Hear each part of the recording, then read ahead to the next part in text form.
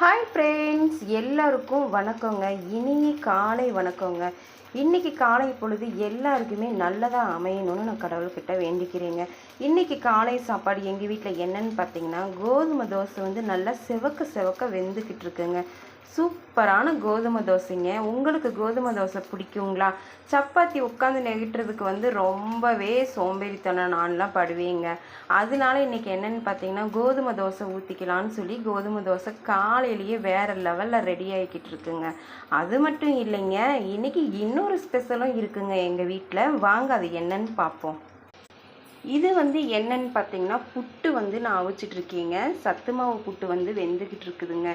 எதுக்குன்னு பார்க்குறீங்களா? காலையிலேயே நல்லா சத்தான உணவு எங்கள் வீட்டுக்காரருக்கு இன்றைக்கி தரலான்னு சொல்லி தாங்க நான் சத்து மாவு புட்டு ரெடி பண்ணியிருக்கேன். உங்களுக்கும் சத்து மாவு புட்டு இந்த மாதிரி செஞ்சு சாப்பிட பிடிக்குமான்னு சொல்லி கமெண்ட் பண்ணுங்கள்.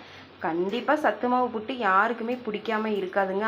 ஆவி பறக்க பறக்க இன்றைக்கி கோதுமை தோசையும் சத்து மாவு புட்டுந்தாங்க காலை நேர உணவு எங்கள் வீட்டில். நீங்களும் இந்த மாதிரி சத்தான உணவுகள் வந்து உங்கள் குழந்தைங்களுக்கு செஞ்சு கொடுங்க. இதோடு இந்த புட்டு பார்த்தீங்களா, ஆவி பறக்க வெந்துக்கிட்டு இருக்கு. வெந்ததுமே நான் எடுத்து தேங்காய் பூவும் நாட்டு சர்க்கரையும் போட்டு கலந்து தாங்க சாப்பிட போகிறோம். சரிங்க ஃப்ரெண்ட்ஸ், எல்லாருக்கும் இனிய காலை வணக்கம் இன்னொரு தடவை சொல்லிக்கிறேங்க. பாய்.